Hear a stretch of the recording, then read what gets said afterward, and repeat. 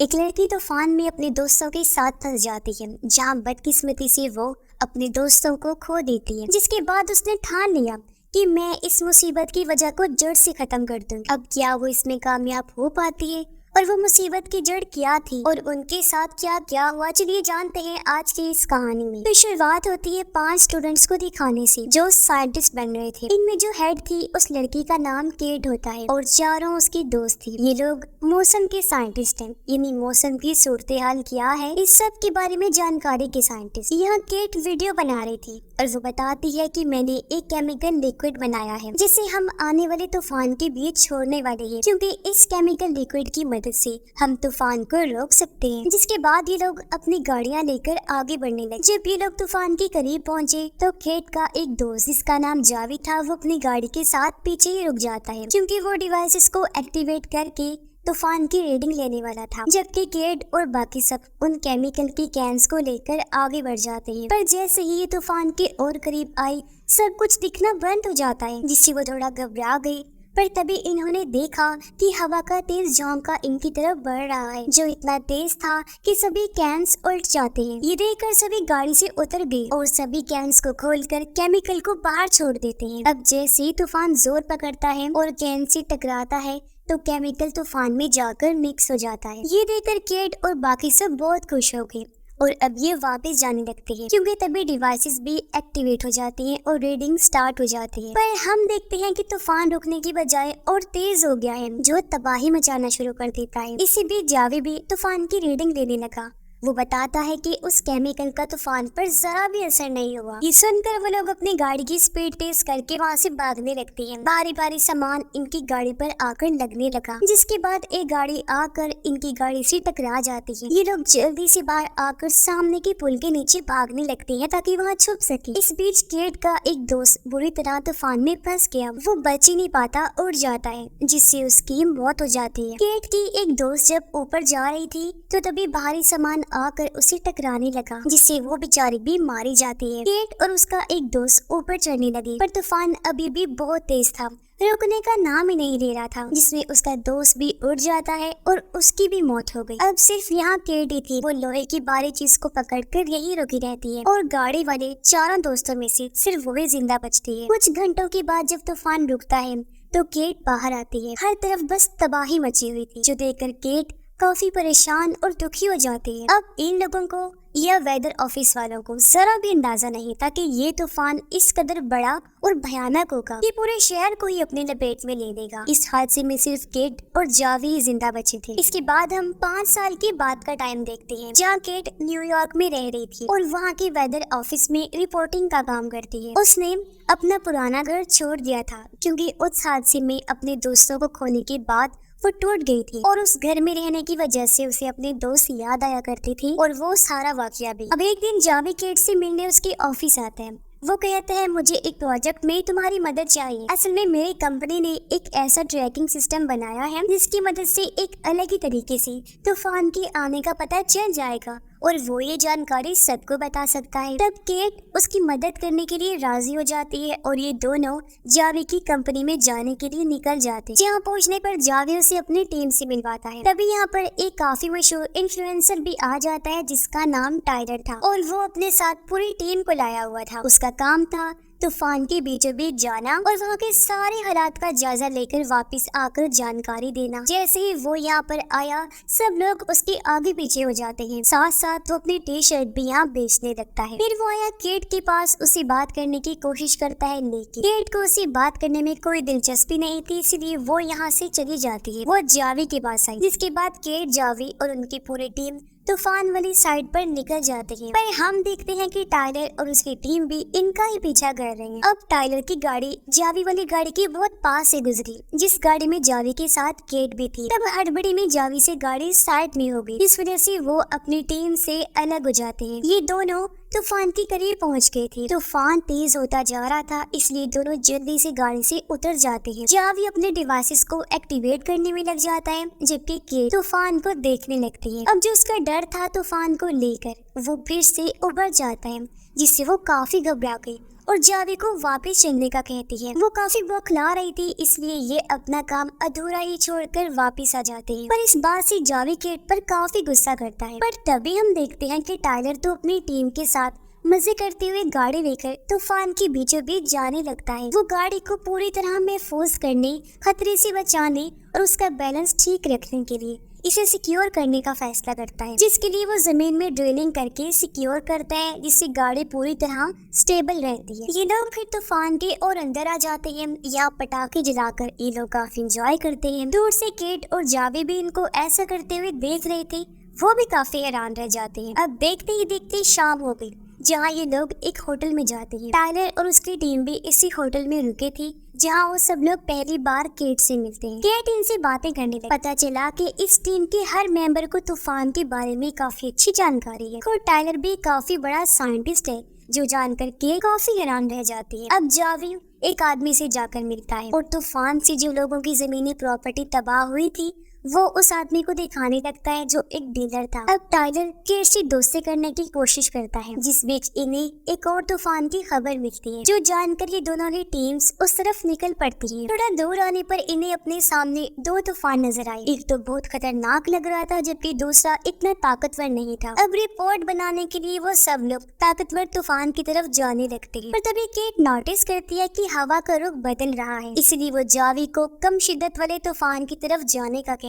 है। अब पहले तो उन लोगों को भी थोड़ा बहुत डाउट था इस बारे में, लेकिन फिर वो उसी तरफ निकल जाते हैं। पर हम देखते हैं कि जब हवा का रुख बदला तो वो जगह जहाँ टाइलर अपनी टीम के साथ था वहाँ हवा चलती है, जिसके बाद फौरन ही हल्का सा तूफान आकर रुक जाता है। जबकि दूसरी तरफ केट और उसकी टीम को तो खतरनाक तूफान और भयानक चीजों का सामना करना पड़ता है। पर इस बार केट डरती नहीं है, बल्कि उसने हिम्मत से काम लिया और वो जावी का साथ देती है। इस बार जावी भी अपने डिवाइसेस को एक्टिवेट करने में कामयाब हो जाता है। तभी केट नक्शे पर देखती है तो उन्हें पता चलता है कि पास ही के गांव में बहुत बड़ी तबाही मची है तूफान की वजह से। ये जानकर केट को काफी दुख हुआ और वो गांव वालों की अब मदद करना चाहती थी। ये जब उस गांव वाली साइड पर आए तो केट देखती है कि यहाँ तो टाइलर पहले ही अपने टीम के साथ लोगों की मदद कर रहा है, उन्हें खाना खिलाकर। टाइलर की वर्कर बताती है कि हम अपनी चीजें बेच कर ही इन गरीब लोगों की मदद करते हैं, जो सुनकर केट के दिल में टाइलर की काफी इज्जत बढ़ जाती है। यहाँ पर जावी भी उस डीलर को लेकर आया था, जिसे उसने यहाँ की जमीनें दिखाई थी और वो डीलर को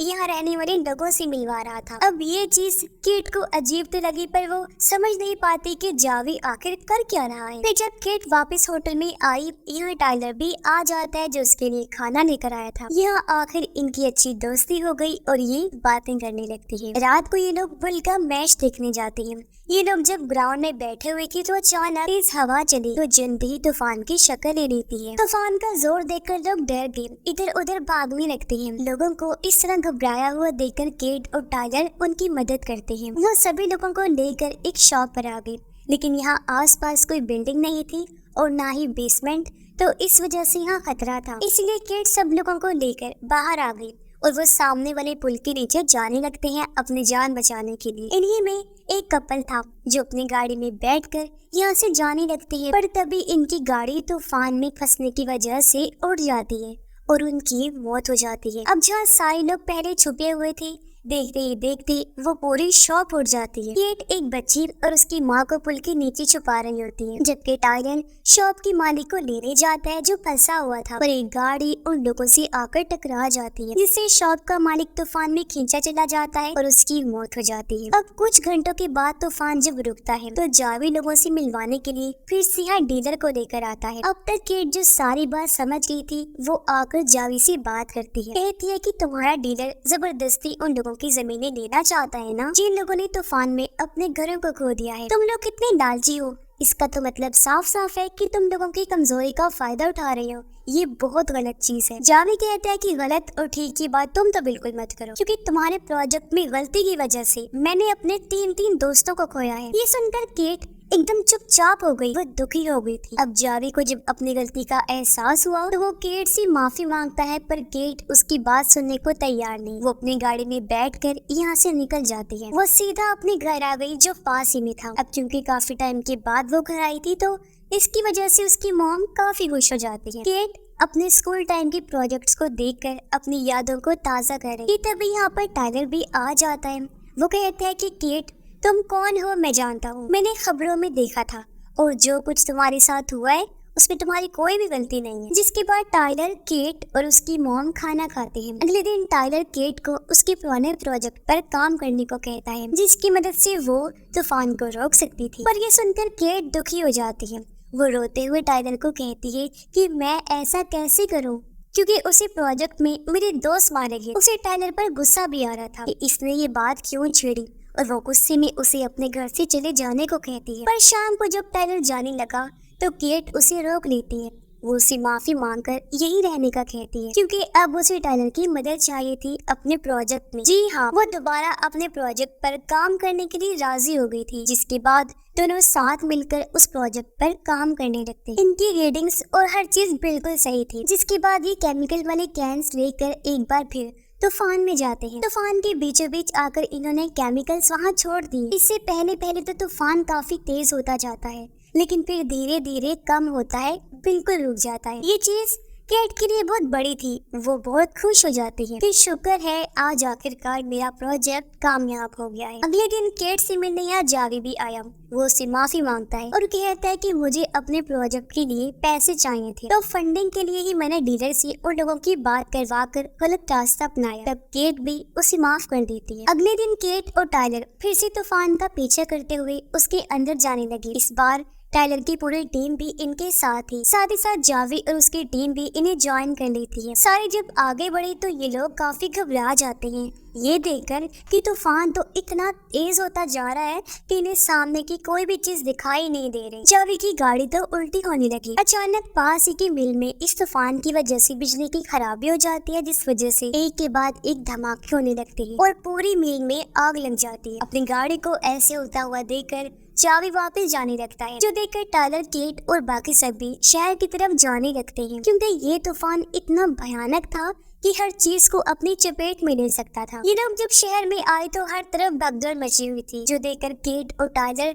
लोगों को सामने वाले थिएटर में जाने का कहते हैं। पर अचानक एक बस आकर टाइलर से टकरा जाती है और उसका पैर भी उसके नीचे फंस जाता है और दूर पानी की टंकी भी इनके ऊपर गिरने वाली होती है। पर ठीक वक्त पर जावी आकर टाइलर को निकालता है और अब ये तीनों भी थिएटर में छुपने के लिए चले जाते हैं। पर तभी थिएटर की पूरी छत टूट गई और बहुत सारे लोग तूफान में फंसने की वजह से मारी जाती है। ये देखकर केट इस सब को शांत करने का फैसला करती है और वो इन्हें बताए बगैर केमिकल्स वाली गाड़ी लेकर निकल पड़ती है, ताकि अपने इस एक्सपेरिमेंट तजुर्बे को फाइनली कामयाब बना सके। जैसी तैसी मुश्किलों को सहते हुए वो तूफान के बीच आ जाती है। सबसे पहले वो गाड़ी को सिक्योर करती है, फिर डिवाइसेस को एक्टिवेट करके केमिकल्स को छोड़ देती है। देखते ही देखते सारा केमिकल तूफान में जाने लगता है, जिससे आसमान में हलचल होने लगती है। उसकी शिद्दत बढ़ने लगी।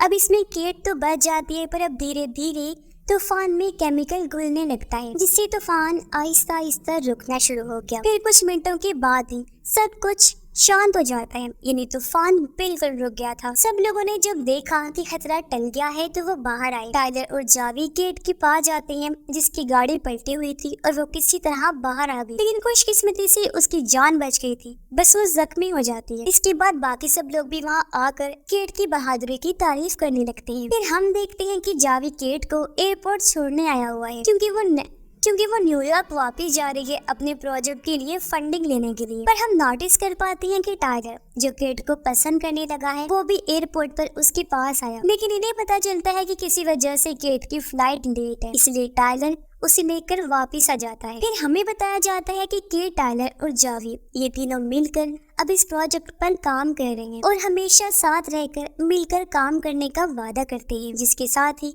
ये शानदार कहानी भी इधर ही खत्म हो जाती है।